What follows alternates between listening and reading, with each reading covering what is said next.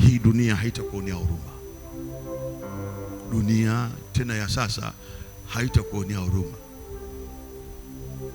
Dunia hii ambayo mnakunywa maji ya uhai ya kwenye chupa, hii dunia mimi naijua zamani, tulikuwa tunywa maji ya chupa na kunywa tu maji ya mtoni, maana hakuna magonjwa. Hii bila maji ya chupa, na tulikuwa tunashangaa maji ya chupa ya nini? Lakini leo kama sio ya chupa hunywi mpaka kwenye chupa. Dunia hii dunia ya zamani unaomba maji, mtu anakupa maji bure kunywa. Hii ya leo hii haitakuonea huruma. Subutu yako usitafute huruma duniani.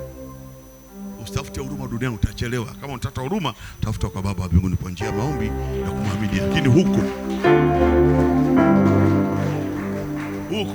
hakuna kukuhurumia. Ni dunia ambayo waliitabiri manabii. Tazama, siku za mwisho upendo utapoa, vita taifa kwa taifa, watu watasalitiana, tikisiko wa dunia utatokea. Anasema Yesu kitabu cha Luka 24, tikisiko wa dunia utatokea, usaliti utakuwa mwingi. Tazama, na watuma kati ya mbwa mwitu, katikati ya miba, lakini atakayevumilia mpaka mwisho ndiye atakayeokoka. Na mkiona mitikisiko ya dunia, msiogope, msifadhaike. Ili wenu macho ni juu, mwalimu anasema, maana jua ni ukombozi wenu umekaribia.